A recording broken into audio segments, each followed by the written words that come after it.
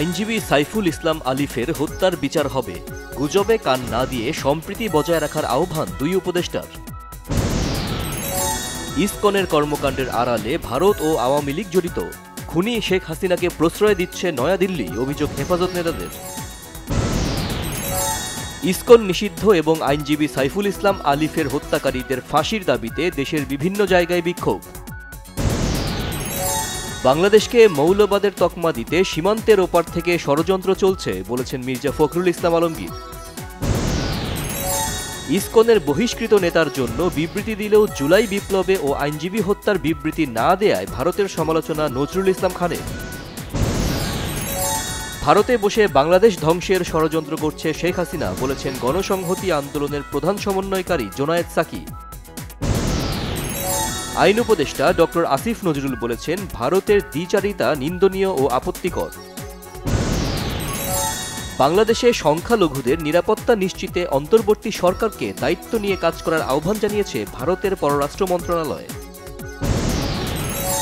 দেশের সব আদালত, বিচারকদের এজলাস ও বাসভবন এবং আইনজীবীদের সার্বিক নিরাপত্তা নিশ্চিতের নির্দেশ প্রধান বিচারপতি সৈয়দ রেফাত আহমেদের। পতিত ফ্যাসিস্ট আওয়ামী লীগ সরকার গত 15 বছরে চিকিৎসা খাতকে ধ্বংস করেছে, অভিযোগ বৈষম্য বিরোধী ছাত্র আন্দোলনের মুখ্য সংগঠক আব্দুল হান্নান মাসুদের। রাজনৈতিক দলগুলো কৌশলে জেতার চেষ্টা করলে কারো পক্ষেই সুষ্ঠু নির্বাচন করা সম্ভব নয় বললেন নির্বাচন ব্যবস্থা সংস্কার কমিশনের প্রধান বদিউল আলম মজুমদার। আগামী 21 ডিসেম্বর আর্মি স্টেডিয়ামে হবে চ্যারিটি কনসার্ট, আয়কৃত অর্থ দান করা হবে শহীদ জুলাই স্মৃতি ফাউন্ডেশনে। অসময়েও ডেঙ্গুর সংক্রমণ অব্যাহত, থামছে না মৃত্যু, সিটি কর্পোরেশনের উদাসীনতাকে দুষছেন স্বাস্থ্য বিশেষজ্ঞরা। প্রচুর সরবরাহেও ইলিশ মধ্যবিত্তের আয়ত্তের বাইরে, বেড়েছে মুরগির দামও, ডিমে কিছুটা স্বস্তি। গাইবান্ধার গোবিন্দগঞ্জের মসজিদের কমিটি গঠনকে কেন্দ্র করে দুই পক্ষের সংঘর্ষে একজন নিহত, আহত 5 জন। গোপালগঞ্জে দুই পক্ষের সংঘর্ষে সাবেক 2 ইউপি সদস্য টেটাবিদ্ধ, আহত অন্তত 13 জন। রাঙামাটির মানিকছড়ির শালবন এলাকায় তীর্থযাত্রীদের বাস উল্টে 19 জন আহত।